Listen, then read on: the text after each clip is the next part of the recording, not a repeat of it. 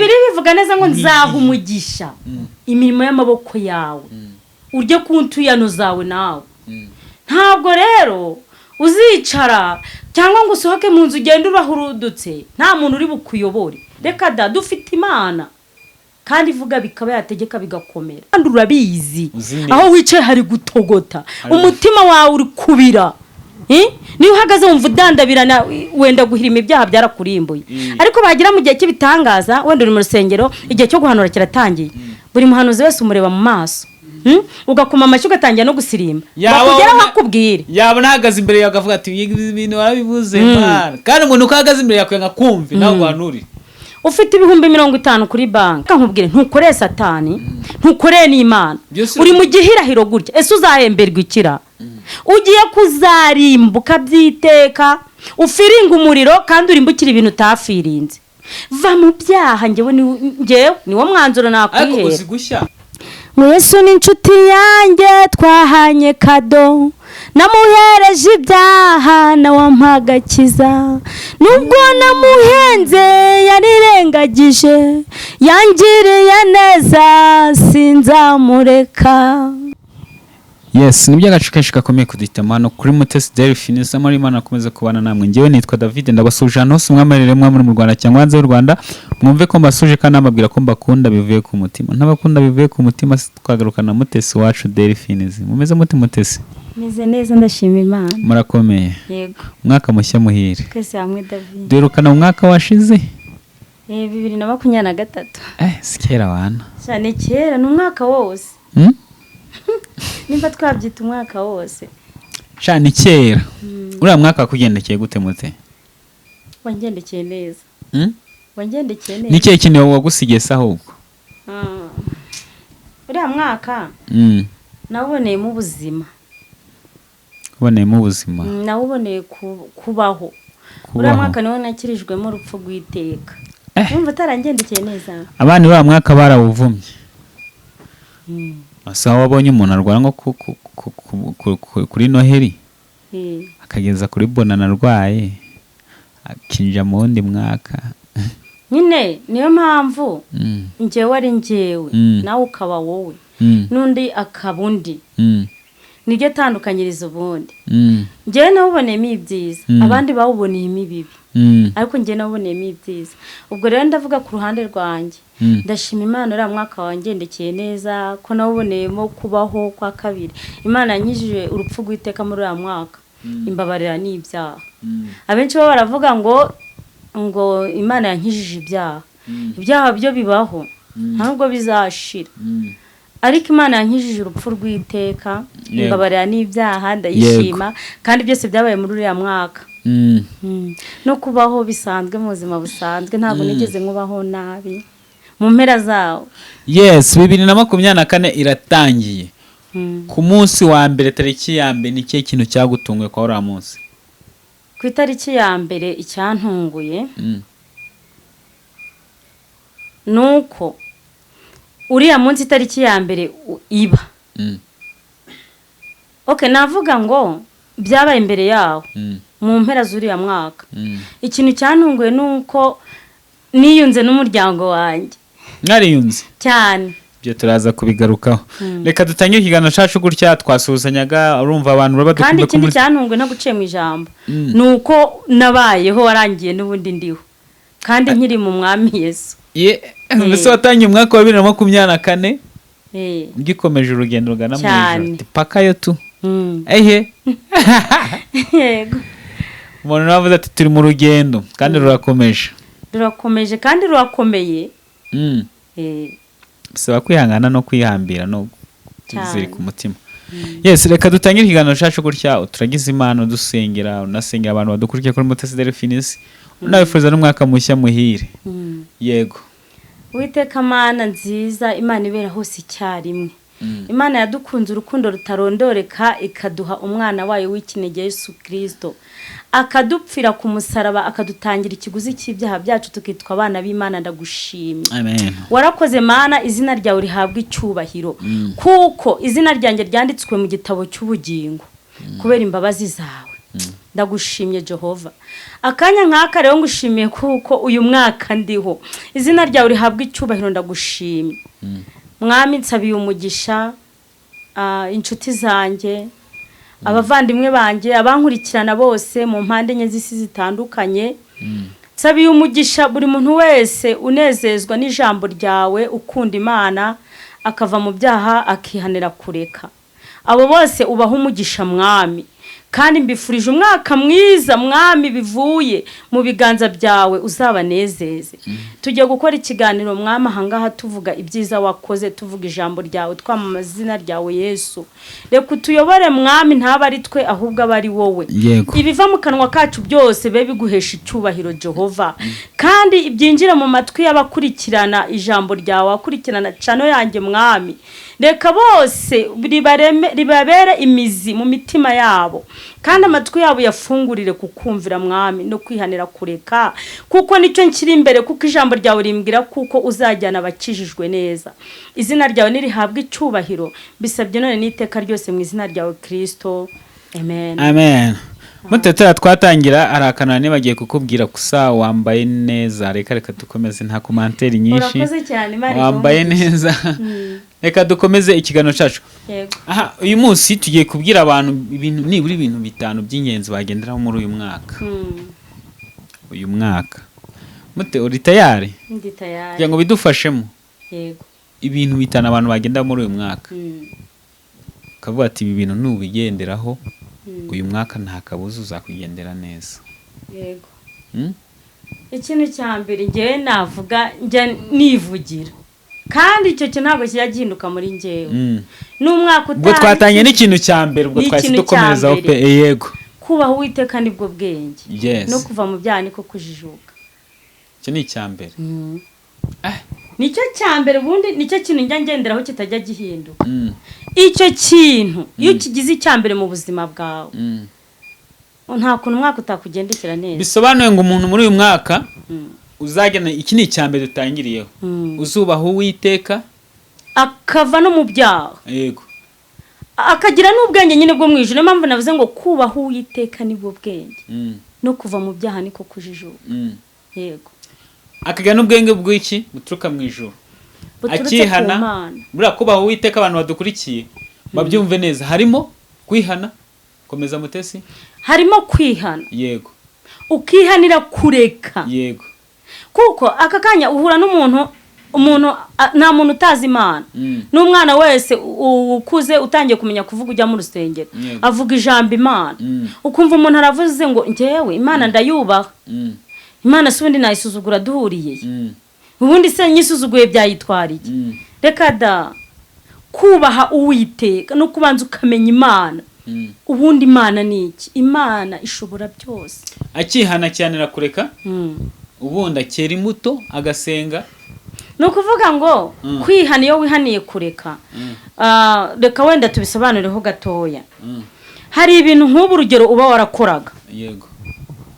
Kandi abantu banabizi, cyangwa nawe ubwawe ubizi ubundi.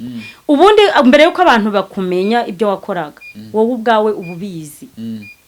Bya bindi wakoraga rero, ufite kubyihana kandi ukabyihanira kureka, ugahamanya n'umutima wawe. Kuko koko wihanye. Ukihanira kureka, noneho ukera n'imbuto. N'abantu bakajya banabibona none. Bakabibona atari wowe bibabwiye ngo njyewe narihanye.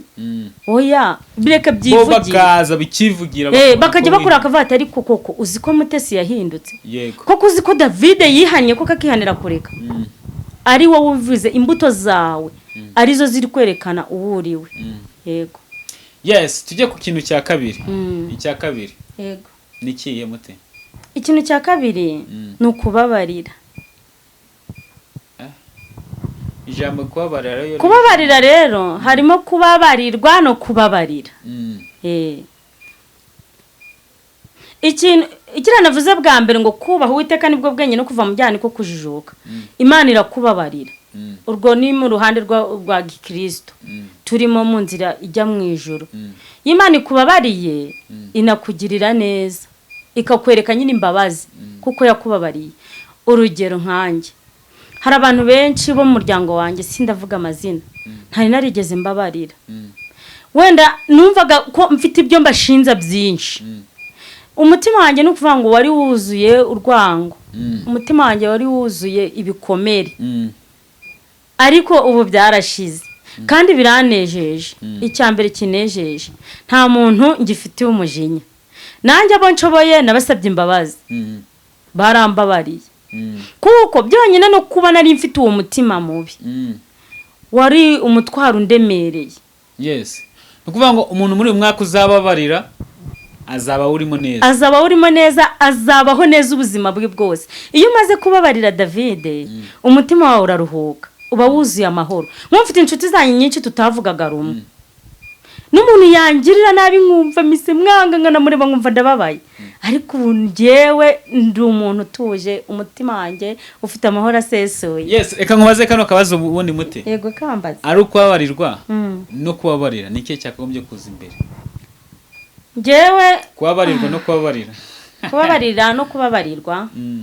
We icyo wakagombye kuvuga ati rikabanza nkore kino. Ubundi umuntu atanga ikimurimo tuvugishije ukuri. Yego. David ntago naguha ikintu ntafite. Yego. Kubabarirwa nicyo kintu cya mbere. Kuko iyo umaze kubabarirwa nawe ubona imbabazi ugatanga ikikurimo. Ntago watanga ikintu udafite. Nimba umutima wanjye wuzuye ubugome n'ubundi ndaguha ubugome.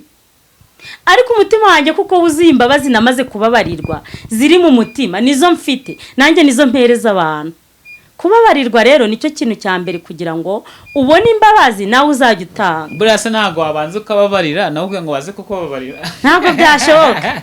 None se wababarira gute utarababariwe? Nakubwiye ngo umutima ikintu bitse nicyo utanga. Niyo mpamvu abanyarwanda baca umugani ngo akari ku mutima gasesekara ku munwa. Buriya umutima wuzuye ibyishimo ntago wayoberwa. Yes, reka nkubaze ikindi kibazo cya kabiri. Yego. Hari umuntu usaba imbabazi hari usaba imbabazi ntuhabwe imbabazi wakagombye kubikora mbere n'ubuhe? Usaba imbabazi n'usabwa imbabazi? Usaba imbabazi n'usabwa imbabazi. Yes. Njyewe ku ruhande rwanjye umuntu usabwa imbabazi niwe ugomba kubikora mbere. Kubera iki? Ugomba gutanga imbabazi kwanza wowe. Uzi impamvu mbivuze? Urugero nkanjye nababariye abansabye imbabazi n'abatarazinsabye. Nukuvuga ngo umuntu uza kunsaba imbabazi asanga njyewe nararangije kumubabarira. Kurangiza kumubabarira ni gute? Namubabariye atari yazinsaba. Nukuvuga ngo usanga niteguye deja njyewe nkubwira ati narakubabariye ndakubabariye nta rubanza mfitanye nawe. Bivuze ngo umuntu usabwa imbabazi agomba kubanza kuzitanga batateze ko gakujya kumusaba. Yego, atanategereje ko hari uzaza kuzimusaba. Akazitanga hakiri kare. Yego. Abantu badukurikiye mubyumve kugira ngo uyu mwaka tuze kugira ute tuze kuwugendamo neza twumva ntacyo twishinja tuzawusoza amahoro. Kumva tunezerewe kandi usoje umwaka unezerewe. Niyo mpamvu usanga abantu dufite tunga umwaka abana bakavuga ati burya ngo umwaka ni imibare. Yego. Urangana abantu batajya bafite bonane. Ariko mu gihe twebwe iyo tariki ya mbere yageze tuba dufite bonane tubabwira ngo bonane yageze. Burya nuko ubusoje umwaka umeze neza ubona hari ibyagenze neza cyangwa se ubona hari ibyahindutse. Yes, tuvuye ku kintu cyitwa imbabazi. Ubwo urumva abantu bagomba kubabarira bakanababarirwa. Yego. Ariko ngiye kubwanye numva umuntu mbere ko ngo umuntu aze ko gusaba imbabazi. Banza umubabarire.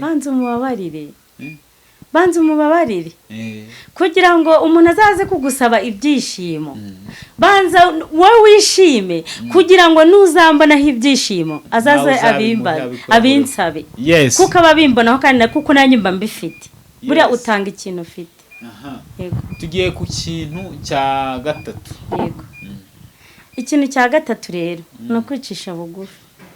Kwicisha bugufi. Ibintu byo bijya bigorana. Kwicisha bugufi kandi bajya bavuga ati ngo naho nabisomye muri Bibiliya ngo umukiranutsi nk'inkorano yo ngo nubuke n'ubugingo n'icyubahiro. Icyubahiro ariko ni icy'Imana. Ubundi reka nkubwiye. Kwege Imana yavuze ati mu byo nzabahemba n'ubukire n'ubugingo n'icyubahiro. Nyina icyubahiro Imana ni ikiduha. Ariko ubundi reka ngusobanurire iryo jambo. Icyubahiro ntago ari twebwe tugishaka. Ngo wowe wumva ko uhatanira icyubahiro ugomba kuba umunyacyubahiro. Urugero ubu wenda nimba MUTESI nkanjye Imana yangiriye neza narakijijwe ntago ngisuzuguritse yego Imana unoneho hari n'akantu cyangwa kubabwira Imana yampaye icyubahiro uzi impamvu bivuze David uriya mwaka washize iyi myaka nyine yatambutse njye navuga ngo nongeye ubu nabaye umuntu ubuzima nzi bw'abantu igihe mvuga ngo nabaye umuntu ndi umuntu yego ni muri kuri kwezi kwa 7 kwashize kuko niho nakuvuze bwa mbere ngo Imana yanyije urupfu rw'iteka ni naho Imana yangize umuntu ndisobanukirwa David iriya myaka nta muntu wari kumpa icyubahiro ngo namenye kombaho ariko aho namaje gukizwa nkakira umwami Yesu n'umukiza umwami wanjye Imana yamaye icyubahiro uzi kuko n'ejo bundi banyambitse ikamba ry'umubyeyi ibintu bitaba nanjye narakubonye none se ubwo kandi arashingira nakubwiye mureka Imana wowe ubaha Imana icyubahiro gihimana kwanza Imana yizaguha icyubahiro Aburahamu yubashye Imana nayo imuha icyubahiro ntago icyubahiro tugishaka twebwe nk'ahangaha hanze ko tugiye gushaka icyubahiro ntago twaha Imana icyubahiro nibyo ndi nakubwiye ngo wowe hinduka abakureba bizivugire nukureba azavuga ati wa muntu yarahindutse atari wowe uri kuvuga ngo njye narahindutse Mutesi oya hari amatitire tugeramo ku buryo kuba twakwicisha bugufi ngo tubona abantu bakiri hasi kare bagenzi bacu ka bigoranye hari amatitire tujya tugeramo ukabona biragoranye reka tugende nko mu rusengero David reka nguhe urugero rumwe sibyo yego reka tugende nko mu rusengero nibyo ugasanga umuntu yabaye pasiteri ariko bitewe nuko yabaye pasiteri ngo ubu ngubu ngo nk'amavuta yarazamutse cyane ngo umuntu ukiri hasi kugira ngo amanze kubona na pasiteri agomba kubanza agasaba randevuze nabwo pasiteri ntabona nawe kabanza agasaba randevu urumva nabwo ntibayite bagira ute babonana hari amatite tujyamo abantu ntibatweme kwicisha bugufi abantu muri twakagombye kwitwa gute muri sosiyete ngo tubamenye ko twicishije bugufi ubundi ni byande navuze ngo icyubahiro ni icy'Imana ni ukuvuga ngo nimba se njyewe ndi pasiteri ndi umuvuga butumwa nigisha ijambo ry'Imana yego kandi kwigisha ijambo ry'Imana ntago abashaka ijambo ry'Imana ntago ari bo bazaza kunshaka yego ni njye ubashaka nimba rugira umugisha ukabona n'uwo muntu uje kugushaka deje warangije gushyiraho izo komite zigukurikiranye zigutonzeho umurongo twako nabaye pasiteri ntago ndabona n'umukristo wo hasi bitewe n'ikibazo umuntu ngo aje kukureba ngo sekretari abanza n'ibiki byose icyubahiro wakigize cyawe ntago kikiri icy'Imana ndaguha urugero rwa hafi nigeze kubivugaho nkanjye njya gukizwa bwa mbere nashatse gukurikira umugore umwe numvishe ndavuga nuri Imana yizabi yanjye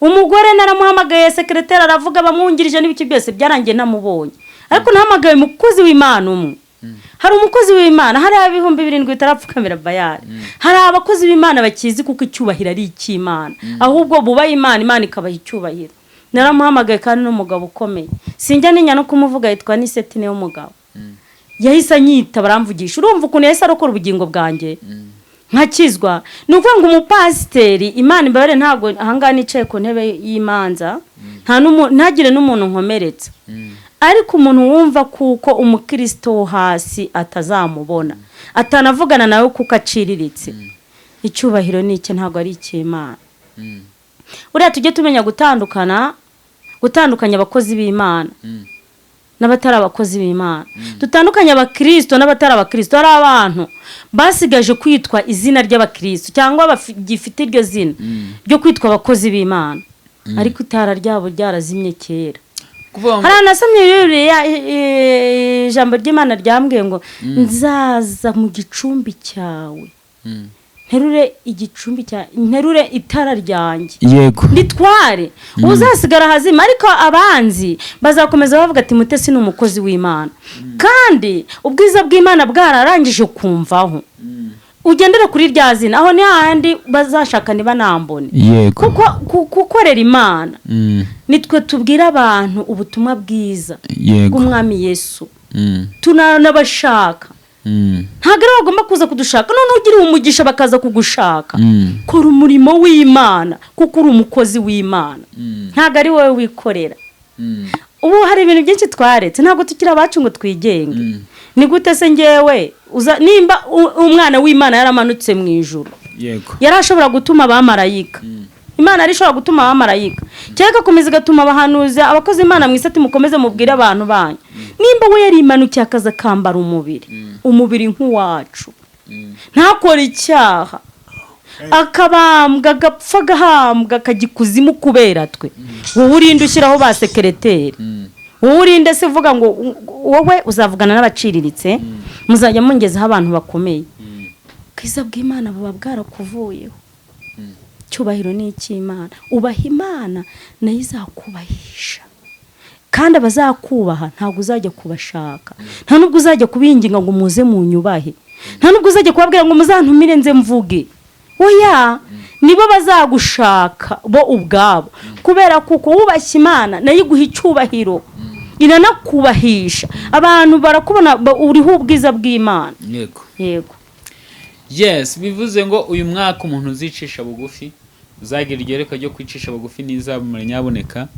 ndakeka kazahucamo neza ubaha umuntu wese urabona iyo umuntu ari kwa muganga mu bitaro ari muri koma atakinyeganyeza atagishobora kwitwara kuri toilette atagishobora kwirisha aryamye hari harimo impombo zimwe zijyana ibiryo bikoma amaraso umwuka byose muganga araza akamupima gutya akamukoraho iyo hari akatsi kagitera ntabwo uriya muntu ajya muri moroge yego ujya muri moroge ari uko umwuka wagushizemo wahagaze yego ni ukuvuga ngo umuntu rero yaba umukene yaba ameze ate umuzi uyu munsi ariko ni umuntu w'Imana ejo ntabwo uzabuze icyo ari cyo none kandi nawe wagira umugisha ukazamuka ukageza kure nkanjye Mutesi ngo yambara igitenge iriba ryiza isaha sinakubwira nsa neza ndarya ku manywa na nijoro breakfast ndaryama mba mu nzu nziza nkatangira ati abo abasige hasi sinkishaka kubabona ntacyo bavuze imbere yanjye ese ngewe mvuye narindihe kugira ngo ngere hano ngeze ese ngewe biturutse he ndabyiha cyangwa bivuye ku yera yo mu ijuru uyu munsi ningejo ni wowe ubaha umuntu wese umuntu w'Imana mubonemo ishusho y'Imana umubwiriza nimba ari cyo murusha muhiye urukundo ubundi kwicisha bugufi bijyana n'urukundo yes umuntu wese agihumeka mwubahe ejo yaguhindukana ukamubona yabaye undi muntu mushya cyane kandi dawo ubuzima bwiza kandi wowe warizamuye none ugahanuka rimwe buriya no kuvuga ngo hano mu isi iyo uri ku madara azamuka abenshi iyo bayariho umva babona ko bazamuka babegamye bafite urwego rubashyigikiye inyuma yabo ariko urwo rwego iyo kurekuye urakonkoboka ukagwa hasi wikubita hasi utunyanyagira icyo rero nicyo abantu batazi reka urwo rwego rero twishingikirize Yesu aba ari we udushyigikira Yesu nagushyigikira kurimo uzicisha bugufi kuko ufite umwami ukurimo kandi umwami Yesu ntago yihanika kandi ni uwa mbere n'umwami w'abami hari umuntu umwe wigeze kuvuga ngo ibyiza byanyu byose bihishe mu bihe kandi n'ibibi byanyu byose bihishe mu bihe kandi igihe tugifite mu biganza kandi igihe kiri mu biganza uzi impamvu iryo jambo ukuntu narisobanura Imana itari yari madamu yarabanjire misi Imana yarabanjire misi David irangije kure misi iyishyiraho n'ibintu byose uziko Imana yaremye umuntu bwa nyuma ubundi umuntu yajeje nimba ntibeshye umuntu yajeje kuzuza ibintu byose byararemwe nuvuga ngo Imana imaze kurema ibyo bintu byose ikabishyira ku isi nibwo yatekereje kurema umuntu ikarema n'ibyo umuntu azarya nibwo yaremye umuntu kugira ngo aze abiyobore ni ukuvuga ngo ibiri ku isi rero byose ni ibyacu tubifite mu biganza ahubwo nitwe dufite ubwenge bwo kugira ngo bibi byacu cyangwa ntibibi byacu bisobanuye ngo uyu munsi wicishije bugufi kubera ko igihe cyawe gifite mu kiganza wagikoresha icyo ushaka igihe cyane ariko icyo kintu kugira ngo ugikoreshe neza uba ugifite mu biganza ugikoreshe neza ni ukuba ufite umwami Yesu ufite ubwenge buva mu ijuru buturutse ku Mana nibyo natangiye mvuga ngo kubaha Uwiteka nibwo bwenge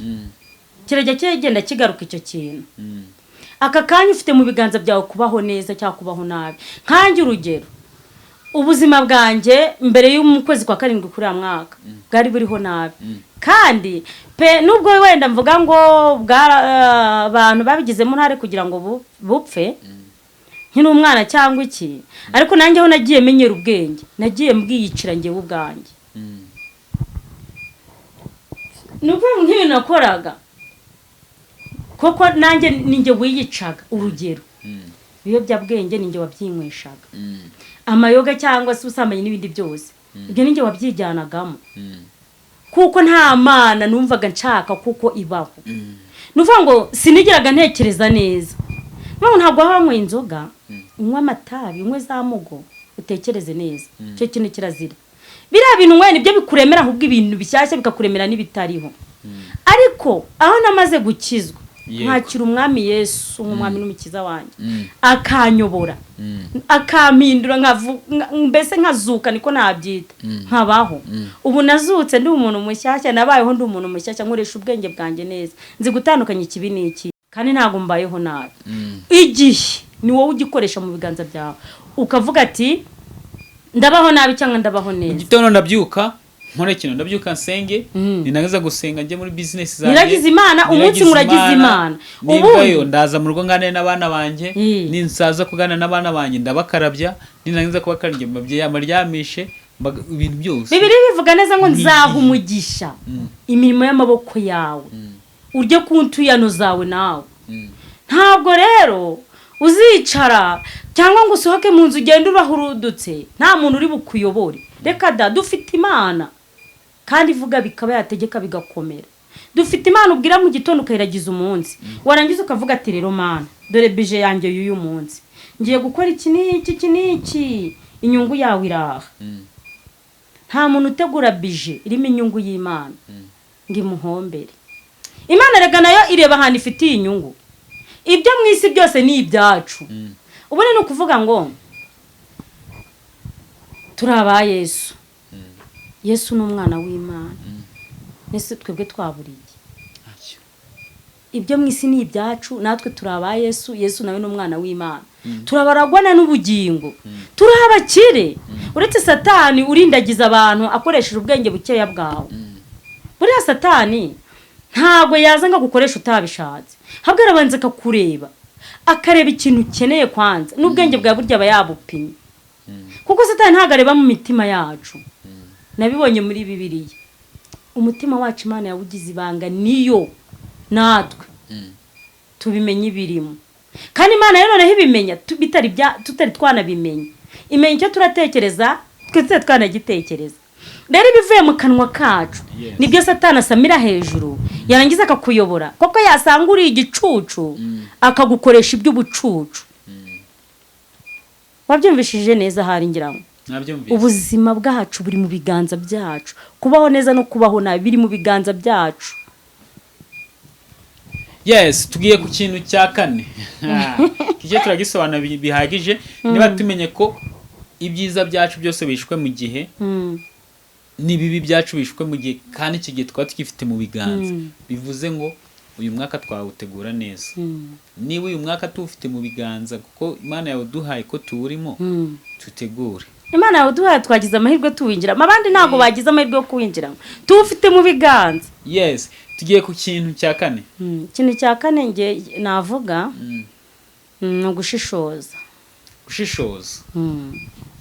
mu byo dukora buri munsi mu byo dukora mu buzima bwa buri munsi mu buzima bwa buri munsi mu buzima bwa gikristo mu buzima bwose mbese buri kimwe cyose tugiye gukora tukabanza tukagitekereza umunyarwanda wavuze ati ngo nujya gukora ikintu mu utekereze ngo 7 ka 70 no gushishoza ubundi nga n'intungane Nindabivuze nesaya ngo Mana unyobore ninjya kuvuga nyimanza nkaragura ururimi rwanjye 7 gushishoza no kugira amakenga David ibintu byose bitarimo gushishoza kenshi yuhubuka ibintu byose birapfa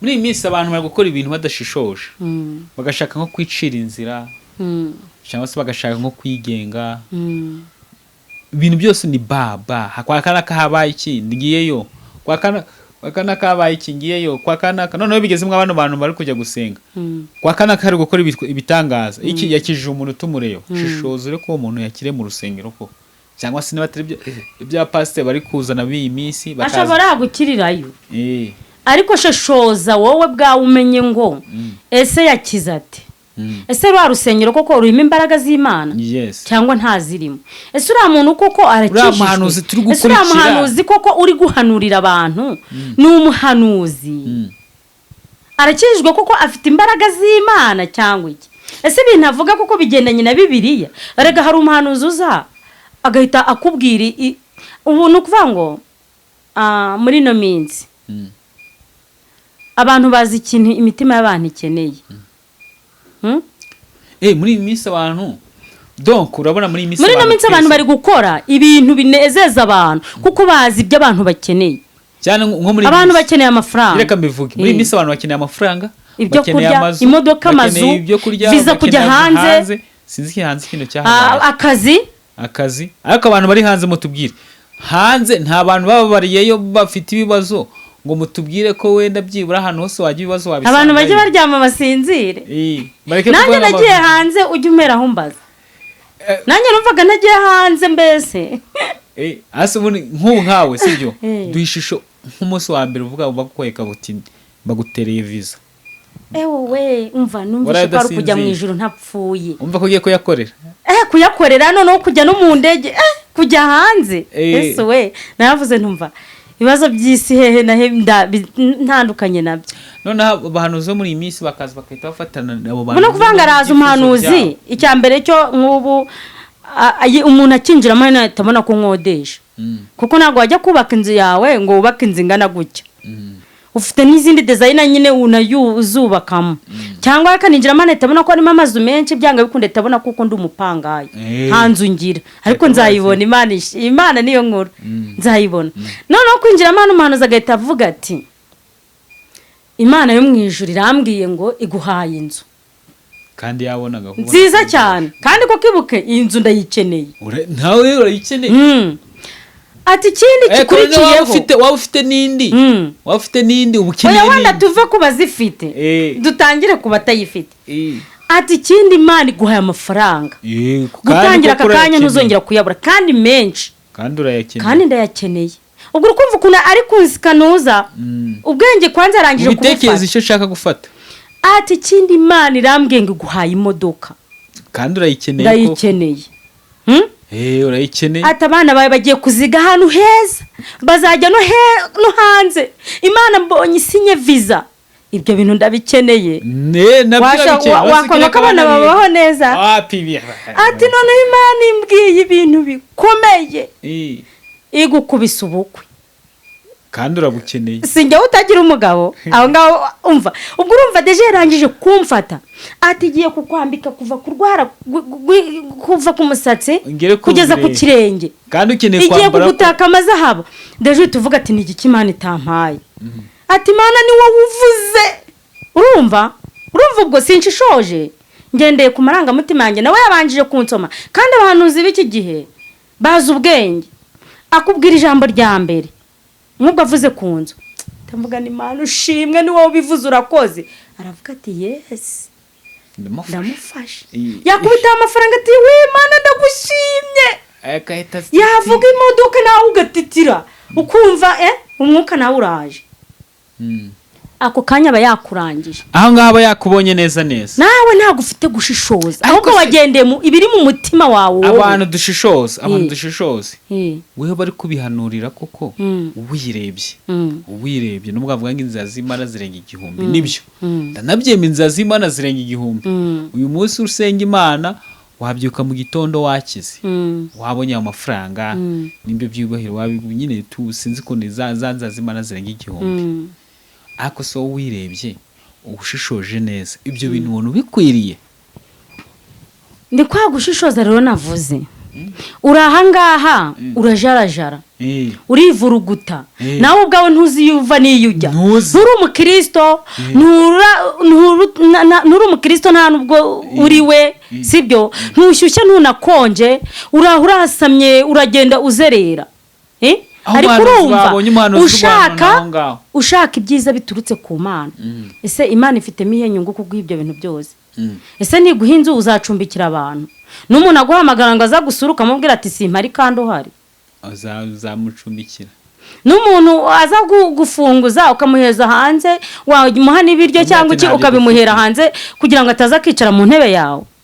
Ese Imana niguha iyo nzu nujya unasenga yaba ninjoro cyangwa ubyutse, wenda Imana ivuga ati iyo nzu nyifitemo inyungu, azanapfukama no mu nzu anshime ame n'icyubahiro, urumva avugiremo izina ryanjye. Uyikubitiramo umuziki karahanyuze, ukikubitira dance, amacupa y'inzoga batondekanyije, uyisambaniramo, urwivugiramo amagambo, uyicuriramo ubugome gusa. Inyungu Imana ifite muri iyo nzu kugira ngo uyiguhe niyi. Hari abantu bari ku musozi, hari abantu bakijijwe batagira amazu kandi bahora bayasaba. Ariko wa muhanuzi araje arakurebyera gutuburiye ngo inzu n'ibiki byose kuko abonye kwikeneye, ngo henga Imana nibivuze uragurutse kibuno gikubise giro kanzu urayikwiriye. Bavangihane Imana imbabarire, ngo Imana imbabarire, cyangwa ntunavuge wowe ubwawe urabizi umutima uri kugucira urubanza, wowe bavuga n'ijambo ry'Imana cyangwa ihane ukirebeshwa hirya kandi urabizi aho wicaye hari gutogota, umutima wawe uri kubira. Niyo uhagaze wumva udandabirana wenda guhirima ibyaha byarakurimbuye. Ariko bagira mu gihe cy'ibitangaza, wenda uri mu rusengero, igihe cyo guhanura kiratangiye, buri muhanuzi wese umureba mu maso, ugakoma amashyi ugatangira no gusirimba, bakugera bakubwira. Yaba nahagaze imbere yawe akavuga ati ibintu warabivuze Mana, kandi umuntu uko ahagaze imbere yawe ngakumva nawe guhanurira. Ufite ibihumbi 50 kuri bank cyangwa kuri mobile money biryamyeho, hari abantu barimo kuburara, n'abaturanyi bawe barimo, yego sibyo, n'abavandimwe bawe barimo, cyangwa abantu nyine muri rusange barimo, yemwe n'abaza gufunguza ubasubiza inyuma, sibyo, nta muntu ufasha. Ariko umuhanuzi ati uzi n'ikindi, Imana iguhaye amafaranga kandi menshi. Ese umuntu ayo mafaranga Imana yaguhaye azakumarira iki? Uhahondese gutanga bizana umugisha, wowe muri we nta rukundo kigira. Uragura umufuka w'ibirayi ibiro 50 ukawukubitaho mu nzu, umufuka w'umuceri urahari, akadomoro k'amavuta, ibintu byose ntago uzi kugura ku kiro. Nta n'uwakubaza yewe ikiro cy'umuceri ntago kizi kuko uzi agafuko kuno kangana. Wakubaza agakoroboyi k'amavuta cyangwa k'ubunyobwa nta byizi kuko ibintu bya byose ni mu biro. Amasukari ni mu biro, mu gihe abandi bagenda bakagura inkoroboyi. Byose ubyegetse aho mu nzu, waragaramye, ibitenge byuzuye varize, wambara kino ejo ukakuramo n'ukwezi kugashira ikirere utaracyambara. Nibyo wabitse yemwe bimaze n'imyaka ngo byavuye kuri top. Wajya mu rusengo bavuga ngo dufashe umuntu ngo nawe yabuze ubwenge, nijo bone ngo ntabona amafaranga nakaba ngo ubundi wowe nkawe urahumeka ufite ubwenge uravuga nturi ikirema, uburi byo kwambara gute, uburi byo kurya gute, wakomeje ako kantu. Umuntu akaza gufunguza ugatekereza ukamureba ngo ndaguhikise, ndaguhiki ko aka kanya nta kintu mfite, kandi ufite umufuka hari mu nzu, sibyo, ufite birasa nkane by'ibirayi, akurangiza ngo amafaranga ngo Mana ngo Imana ije kuma amafaranga iraguha, uyamaze iki, akumarira iki? Inyungu Imana ifitemo kugira ngo yaguhe niyi, uzafasha abantu bayo baburaye bagiye gusengera ibiryo. Umuntu ujya kumva umuntu ari kuri YouTube ati mfite inzara y'umuceri, wowe umuceri uramungwa ugasanga mu gafuka wazanye mungu, kandi nawe ukajya kuruta nibone se ngo ngiye gusenga Imana izampa amafaranga menshi, uzayamaze iki? Imana ifitemo inyungu iyihe kuyaguha. Yes, muri uyu mwaka umuntu uzashishoza neza azawubamo neza nta kibazo, nta no kumutunga. Reka mvuga ko kantu k'imodoka, bakubwiye imodoka uraguruka, imodoka Imana yarangije kukwitegereza ubwayo. Ubu hari abantu bafite imodoka David kandi bazisengeye n'Imana ikazibaha koko. Agera ku muhanda mwahura akamanura ikirahure gutya akakureba, kandi ari kubona ko inzira ari kujyamo nawe ni uri kujyamo, ariko ntanakubaza ati se ugiye kugera ngo nkugezeyo. Akamanura ikirahure, wenda ubwo nabwo ni favela bagize kugira ngo unamubone, akagupopera akigendera, yewe no mu byondo yana kugira ngo kubita ibyondo nta n'ikirahure yamanuye, ukavuga ati ni kana katu. Abo bana rero bose Imana igenda ibabona. Nese wa muntu we wowe uri uyegetse iyo miceri nta kintu mari abantu, imyenda urayibitse gwari frikaka, nta muntu haye ngo yambareho. Yego, Imana iraguha imodoka yoda, uzayikoresha iki? Imana iguha imodoka kugira ngo ugitera abantu ibyondo. Imana iguha imodoka kugira ngo n'umuturanyi we nakubwira ati ndarwaye no kwa muganga ntumugezeyo. Ngura amaye amavuta bimeze gutya ngo imodoka yanjye nayogeje buri kuntu uriya muntu asa we. Iwe buri si yakuca mu modoka yanjye hitinuka cyangwa ibiki. Reka da, Imana iratuzi. Ituzi mu magufa no mu misokora, izi mu ndiba z'imitima yacu. Izi nibyo yaduha n'ibyo itaduha. Kimwe nuko hari abantu bambe bakorera Imana batazi no gusabira n'ibyo bintu bikaze, akisabira umuceri, akisabira iki, kwibonera icyo gihumbi akigurira amakara, Imana ikamureba ikamikubitira amafaranga koko ikamuzamura. Ariko no mu bizamura abaguma mu bintu by'Imana ni bakeya. Ni hahandi usanga baratatiye no gushishoza ibyo barimo. Yes, iki ni cyari ikintu cya kane cyo gushishoza, no kuvuga ngo umuntu muri uyu mwaka uzashishoza mu byo akora byose, haba muri business, haba mu gusenga, haba mu ki byukora ushishoje, kugira ngo urebe ibyo ugiye gukora koko nibyo cyangwa ntago wibeshye cyangwa ntago ari ahantu kuyoba. Nusanga ari byo ubikore, nusanga atari byo nanone ntubikore. Yego. Aha, shishoza mu byo ugiye gukora. Wowe dukurikiye shishoza mu bakwigisha ijambo ry'Imana, shishoza mu baturanyi bawe, shishoza mu nshuti ubana nazo mu buzima bwa buri munsi, shishoza mu bafite abafiyanse n'abatabafite, shishoza ibintu byose urimo, abantu bose mu bana, shishoza kugira ngo uze kubaho neza muri uyu mwaka cyangwa kandi ushishoze koko nawe wishishozaho, nawe wirebaho ubanze umenye wowe nawe ibyo urimo nimba ari byo wibwira abantu, nanjye simbabwire. Nubwo ni kubabwira ngo mushishoze, nanjye nirebeho ndebe koko nimba ibyo ndi kuvuga ari byo ndimo, ari ukuri, ari byo mpagazeho, atari ukuvuga ku munwa. Yes, tugiye ku kintu cya gatanu. Ikintu cya gatanu ni iki? Ikintu cya gatanu nabwira abantu no gufata umwanzuro. Icyo kintu cyo gufata umwanzuro, k'abantu gufata umwanzuro byabananiye. Ni ikintu gikomeye, ntago byoroshye. Gufata umwanzuro byagiye binanira abantu benshi. Barahuzagurika. Gufata umwanzuro. Kuburyo nawe n'uwo muntu utazi gufata umwanzuro, ubusanga nawe atazi agaciro cyangwa se urwego arimo cyangwa se uko akwiye kubaho bitewe nuko atazi gufata iki umwanzuro. Gufata umwanzuro ni ukumenya ibintu urimo, ibintu uhisemo. Ubundi gufata umwanzuro no guhitamo bigenda bishoreranye. Ni ukuvuga ngo nimba uhisemo kuba umukristo, umukristo wanyawe n'umuntu akubone, abone ko uri umukristo, avuga ati umuntu ni umukristo koko. Nimba uhisemo kwibera umupagani bawe wijijisha, ariko nimba uhisemo gukorera Imana yikorere. Uvuze icyo kintu avuga ati hako nk'umuntu wigira umukristo, niyumva uburyohe bw'Imana yarigize umukristo, niyumva n'uburyohe bw'isi, araho ngaho arasamye nakazu yawe. Numva abantu baturatira ngo kujya mu kabari ugafata agacupa kawe ukabyina ugataha wasinze. Abantu bajya muri buwate bakanjenga pe isi irabaryoheye, bakabyina bagatutubikana bakahagira bagapfa rupfurubi. Ubwo nibwo buryohe bwabo bw'isi kandi birabanejeje.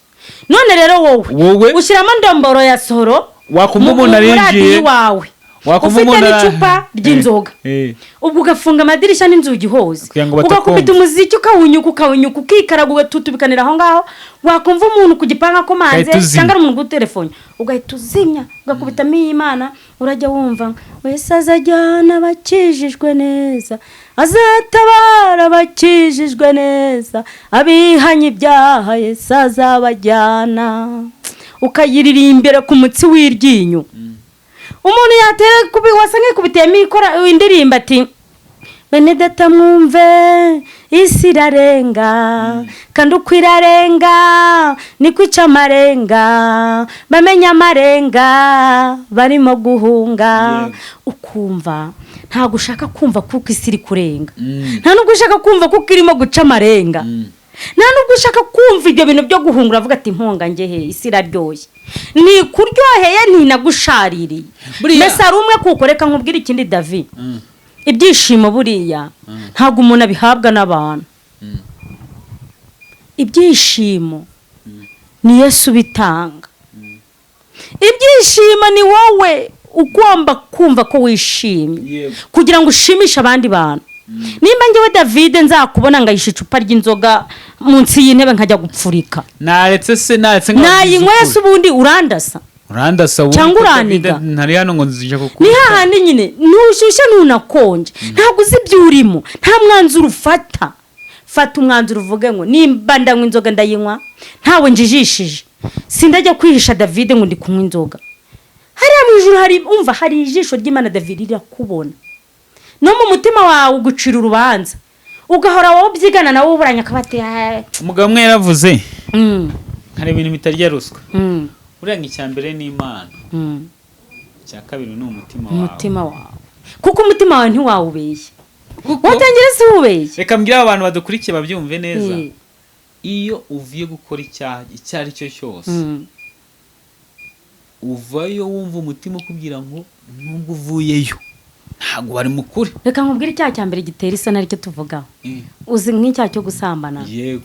Rogi si zihari, ziba ziriho n'icyapa ngo hano hari rogi. Hano hari guest house. Kandi guest house niho kuruhukiramo. Waba uri ku rugendo ukagenda ukishyura amafaranga, ukaryama ukaruhuka, nta byaha rwose ugiye gukoreramo. Guest house ntabwo iri ijambo ngo hano basambaniramo. Nta jambo rihari. Ni rogi. Kandi rogi iraramo abakijijwe n'abadakijijwe. Yego. Upfa kuba wowe ugiye kuryama kuruhuka. Noneho rero winjiyemo ufite ikintu ugiye gukoreramo. Uzi no kwinjirayo ubanza kujya urahangaguzwa. Ureba telefone se nta bantu barambona ninjiyemo ra. Kubera iki? Ntago habeshye umutima wawe ikintu ugiye gukoreramo. Noneho gusohokamo rero ugati yewe tugenda ubanza ndeko nta bantu bagaze ku muhanda. Imana ifashe ntagire umbona, ntihagire ukora iki. Uri kumva David? Kubera iki? Uzi ibyo uvuye gukoreramo. No kuvuga ngo urava naho ngaho ugende, urimo kububa wenda ugize amahirwe nta n'umuntu ukubonye, ariko hari ijisho ry'Imana ryakubonye ukimara no kubitekereza. Ukijya muri iyo rogi ugakuramo ibibi byawe by'ukoreyemo bidahesha n'Imana icyubahiro. Buri cyaha cy'ubusambanyi ni cyaha kibi, ni icyaha. Niyo mpamvu na Bibiliya ikita inyongo biza bugingo. Ni icyaha gikorerwa mu muntu n'imbere, giteye n'isoni. Uza wabwira umuntu ngo ngiye kujya gusambana ngo wica aho ndaje. Reka mbwira abantu badukurikiye, niba wariyemeje gukurikira Imana yikurikire.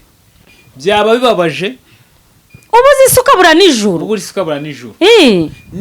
Niba ushaka gusambana, sambana, nta muntu uzabiguhanira. Bavuga ubatahane, niba ari niyo sida uyitahane, nugira amahirwe ntunayigware. N'abantu niba kuvuga ngo wasambanye ube fiyeri yabyo, kuko Bibiliya iravuga ngo umurimo werekejeho amaboko ukore cyane ushishikane naho uzahemberwa. None reka nkubwire, ntukore Satani, ntukore n'Imana, uri mu gihirahiro gutya, ese uzahemberwa ikira? Ugiye kuzarimbuka byiteka, ufiringa umuriro kandi urimbukira ibintu utafirinze. Va mu byaha. Ngewe niwo mwanzuro nakwihera. Ariko uzigushya abantu bakubwira twarasambanye ukajya wanga, twakubwira ngo tugiye kunywa, twajyaga muri buwa tukabyinira mu rugo. Ibuka ibintu byose bizabiri imbere yawe uzabibona. Ahubwo fata umwanzuro uvuga ati ngewe niba ngiye gusenga Imana, ngiye gusenga Imana nzabona ijuru. Nk'ubu nkanjye nafashe umwanzuro. Yego. Narakijijwe. Nkurikiye Imana, ndi mu murongo w'Imana gutya. Ibyisi nabishyize ku ruhande. Ndimo gukorera Imana nk'umuntu wapfa nonaha cyangwa agapfa ejo. Reka nkubwire mwa bantu mwe, reka mbabwire. Njye ndimo kubabwira gufata umwanzuro, mbabwira ibyo bintu byose ngo mubikore cyangwa mururana. Kandi iyo Mana izabahana. Kuko buri munsi iravuga. Ituma abahanuzi, ituma abavuga butumwa, ituma abakozi b'Imana, ituma nabo yakijije nkanjye nkaza kubabwira kugira ngo mbereke inzira nziza mwakagombye gucamo. Reka mbabwire, naho Imana izatinda kuvuga, naho Kristo Yesu azatinda kugaruka, imodoka yo ntabwo izatinda mu kanya izagukubita upfe. Igare ntirizatinda, cyangwa moto izanagutwara ugiye muri rogi cyangwa muri club, cyangwa gutukana cyangwa kwicana cyangwa mu magambo cyangwa mu bindi byose bidahaye Imana icyubahiro. Byo ntibizatinda, bizakwica. Uko izakwica ugendana nacyo, uhagararanye nawe, umwanzi wawe muragendana. Ariko niwumvira Imana Imana ikaba mu ruhande rwawe, naho wapfa nonaha uzabona ubugingo buhoraho, uzakomeza ubeho. David, tujya tubwira abantu kuko nyuma y'ubu buzima hari ubundi buzima. Yes, nubwo abantu bajya bakora ibyo bakavuga ati Imana ntagira bahaniraho, ariko mwibuke ko urupfu rwo rutari kure yanyu. Urupfu ntabwo ruri kure, urupfu muragendana, naho ngaho muricaranye, naho ngaho ndi urupfu turi kumwe. Ariko ikintu cyiza kijya kinezeza, ndi kumwe na Kristo, naho napfa nonaha ntago napfa byiteka. Haleluya, ntago napfa byiteka kuko nzi kuko ndi kumwe n'umwami Yesu. Yes, mute tuganira ibintu byinshi byanatwaye n'igihe kinini kijya kugira mu isaha. Yego isaha ndabona yashitsemo, ariko muri uyu mwaka tuganiye ku bintu bitanu, reka nubwo mbaheze inshamake yabyo. Icyambere Mutesi yatubwiye ni ukubaha Uwiteka, kuva mu byaha, kubaha Uwiteka niko kujijoka. Icya kabiri cyaro kubabarira. Muri uyu mwaka nuva mu byaha uzababarire. Icya gatatu no kwicisha bugufi. Icya gatatu uzicishe bugufi. Yavuze ati iki kintu nacyo no kikora muri uyu mwaka bizakugendekera neza. Icya kane no gushishoza, nacyo nugikoroka byongera muri bya bindi bitatu byahise, nabwo bizakugendekera neza. Icya gatanu ni ugufata umwanzuro. Ni ugufata umwanzuro David. Uko gufata umwanzuro kanongera akantu gatoya. Fata umwanzuro ukorera Imana. Ibi byo mwisi dushaka biri mu biganza byacu. Niba ufite umwami Yesu mu biganza byawe, ibindi byose uzabyongererwa, uzabibona, kuko ibyo mwisi ni ibyacu. Natwe turaba Yesu, nawe n'umwana w'Imana. Fata umwanzuro uva mu byaha, fata umwanzuro ukorera Imana, fata umwanzuro uvuga ibikurimo. Abantu benshi bajijishije abandi, abayobya abantu barabayobeje, ariko mwibuke ko hari Imana, kandi Imana yo yafashe umwanzuro iduha umwana wayo.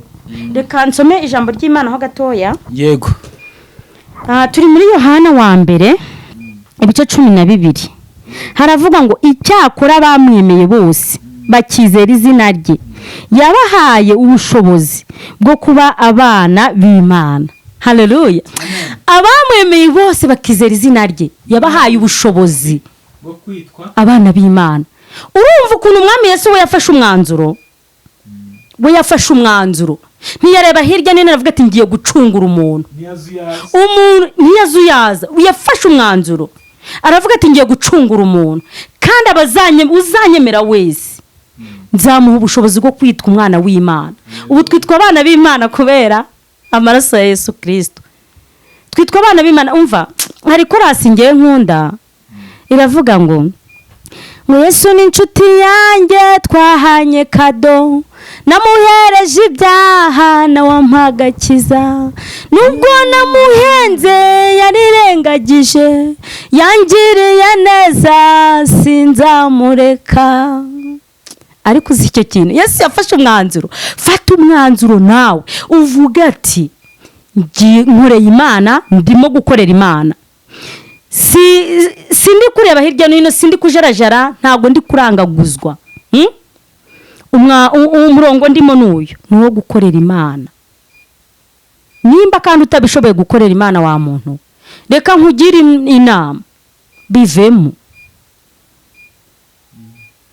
Mesari umwe wo kujijisha abantu, we kuyobya abantu b'Imana, abantu ngo babone ngo uri pasiteri, bakwirukankire kandi wowe uzi kukuri kubarimbura, uzabona ishyano. Yes, reka tugushimire Mute. Reka tugushimire. Tuzagaruka twabwiza izindi ngingo kuko ibyo bintu bitanu bikurikiza muri uyu mwaka. Yego. Bizacamo. Gusa reka mbaza Mutesi akabazo kanyuma. Mutesi, muri uyu mwaka ni kintu kindi gishya tubikiye? Uki? Ni kintu gishya tubikiye muri uyu mwaka? Ikintu gishya mbabikiye. Yego. Ibyanjye bihora ari bishya muri Kristo Yesu. Urumva uri umuhanzi, uri umuvuga butumwa, uri iki? Mfite indirimbo kandi ndacyanahanga. Ijambo ry'Imana nzakomeza gusobanurira abantu ijambo ry'Imana no kurushaho. Nzakomeza kwereka abantu inzira ijya mu ijuru. Kuko niwo mugambi wanjye. Mu ijambo ry'Imana, mu kuririmba. Yego. Yes, rero reka tugushime tubigenza gutya kugira ngo dusengera aba bantu ba Mutesi Derifins baba badukurikiye kugira ngo uyu mwaka wacu bawutangire neza kandi bazawusozanya n'amahoro. Byose kugira ngo bizaze kugenda neza. Tunagana ku musozo. Abantu baza gukina nimero ya Mutesi Derifins ntago tuyimubaza, turayipininga hasi, niho muzajya muyisanga ahantu hasi munsi y'ikiganiro, uzagireho ikiganiro nurangiza urebe munsi, niho uraza gusanga nimero ya Mutesi Derifins. Ikindi nakongera kuri nomero yanjye abantu bayibona kuri YouTube, nongeye kwinginga abantu b'Imana, inshuti z'umusaraba, bwoko bw'Imana, mbinginze rwose nciye bugufi, umuntu wumva ko azafata nimero yanjye atagiye kumpamagara ngo ambwire ijambo ry'Imana, angira inama ngo komeza tukuri inyuma ukorera Imana cyangwa iki, umuntu uzumva ko azayihamagara afite ibindi bintu ashaka kumbwira bitandukanye n'inzira ijya mu ijuru, ntazigera yihamagara. Yego, murakoze kandi ndabakunda cyane, Imana ibahe umugisha. Ndabakunda cyane pe cyane, mujye mukora na subscribe, comment, mujye munavuga kugira ngo umuntu amenye kuko nimba ibintu yavuze byabafashije, murayikinge. Imana ibahe umugisha, mbibasabye mbinginga, ntago mbahatirije. Reka dusenge Imana. Uwiteka Mana igira neza, Imana yo kwizerwa, Imana ise w'umwami wacu Yesu Kristo, ndagushimye, ngushimiye imbabazi zawe n'urukundo no kugira neza udutuza mu mwami. Uratuyoboye mu kiganiro, izina ryawe rihabwe icyubahiro, umwuka wera yarahari. Data mwiza wo mu ijuru, watuyoboye kandi ndahamya nashidikanya ko watuvugishije ibikwiriye, ubutware n'ubushobozi bubu bwawe. Nsengeye abantu badukurikiranye aka kanya, abaradukurikirana nyuma n'abazakomeza badukurikirana bose, mbasabiye umugisha, mbasabiye kugira ngo iri jambo rizababere iry'umumaro, kandi abazaryumva bose mwami bazahitemo, bazashishoze, bazafata umwanzuro w'ibyo barimo. Ndifuriza abantu kugukorera no kugukiranukira, mwami Imana ndakwinginga kugira ngo ugabanye abarimbuka wongera abakizwa, kandi abantu bawe ukomeze ubagirire neza, ubaho ubwenge buguturutseho, ubasobanurire bamenye gushishoza mwami, kandi ubane nabo. Izina ryawe rero rishyirwe hejuru, komeza utuyobore twese, ubane nanjye. David musabiye umugisha mwami utagabanyije. Reka data mwiza uyu mwaka uzamugirire neza, reka uyu mwaka mwami umuhindurire ubuzima. Data mwiza ijambo ryawe rimbwira neza ngo duhindurire ubuzima, amateka yagumaho abantu bakajya bayabona nk'amateka, ariko waraduhinduriye mwami. Reka ubimukorere, ugire neza umuryango we mwami. Data mwiza wo mu ijuru, reka ukomeze utweze. Ndagushimye mwami, twavuga byinshi kuko iyo tugiye kukuvuga mwami ntago amagambo ajya ashira, kuko uri Imana dusaba byinshi cyangwa tugasaba icyo ukaduha byinshi. Uri Imana izi bidukwiriye, reka ukomeze tugire neza kandi ubane natwe. Izina ryawe nirishyirwe hejuru rero, buri umwe wese musabiye umugisha, mu izina rya Kristo none iteka ryose, amen.